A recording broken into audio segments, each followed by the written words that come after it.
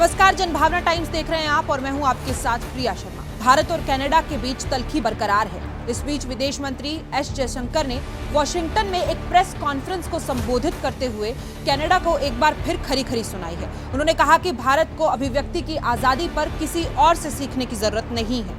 Freedom of speech को इस हद तक बढ़ावा नहीं दिया जा सकता कि वो हिंसा भड़काने के लिए इस्तेमाल होने लगे।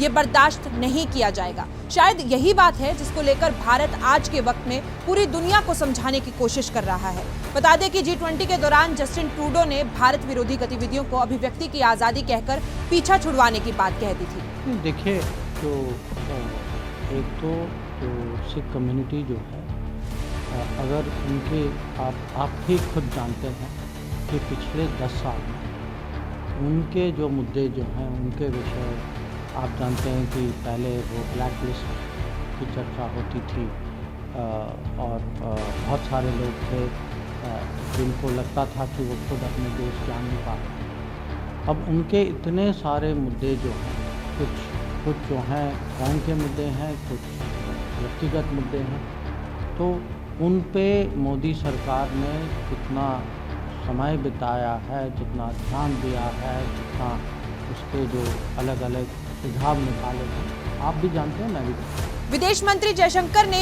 इस दौरान कहा कि हमारे मिशन पर स्मोक बॉम्ब फेंके जाते हैं, डिप्लोमेट्स को धमकाया जाता है और उनके खिलाफ जगह जगह पोस्टर लगाए जाते हैं। क्या ये आम बात है? अभी ये भारत के खिलाफ हुआ है, अगर ये किसी और देश के खिलाफ किया गया होता तब भी क्या इस मामले को इतना ही सामान्य समझा जाता? कनाडा में जो कुछ भी हुआ है वो कोई छोटी मोटी या फिर आम बात नहीं है। उन्होंने कहा कि वियना कन्वेंशन के तहत हर देश का फर्ज है कि वो अपने यहाँ रहे राजदूतों को काम करने के लिए सुरक्षित माहौल दे। ये मामला द्विपक्षीय नहीं बल्कि नियम और कानून का है। अभी जो भी बिलबोर्ड लगाए गए हैं, धमकियां दी गई हैं, जो प्रदर्शन हो रहे हैं वो कनाडा में है। भारत में ये माहौल नहीं है, इसलिए उन्हें इस पर सही कार्रवाई करनी चाहिए। अब जो हुआ है और अभी जो चर्चा जो हो रही है, ये जो है मैं नहीं मानता कि एक किस्म से पूरे कम्युनिटी के रिप्रेजेंटेटिव इशूज़ हैं। ये जो अभी जो आतंकवाद की बात करते हैं, जो अलगाववादी लोग जो हैं, जो हिंसा माने जिनके तर्कों में ये हिंसा की बात आती है, तो मुझे लगता है कि ये बहुत एक माने छोटी सी माइनॉरिटी है और उनके लिए जो है, जो हमारी सरकार, तो यहाँ की सरकार, कनाडा की सरकार, उनको माने एक किस्म से निष्पक्ष तरीके से देखना चाहिए और जो उनका जो रिस्पॉन्स होगा वो हो।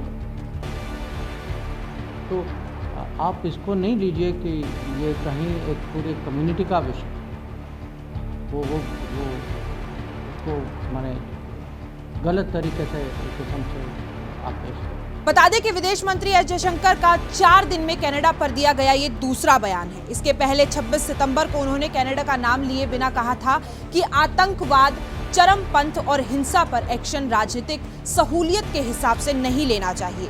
भारत के कनाडा को दिए गए जवाब से ये स्पष्ट जरूर हो गया है कि भारत इस मामले में कनाडा समेत पूरी दुनिया को ये संदेश जरूर दे रहा है कि देश और नेतृत्व दोनों ही बदलते हालात में और भी मजबूत हो चुके हैं। इस खबर पर आपकी क्या राय है? कमेंट सेक्शन में जाकर जरूर बताएं। नमस्कार।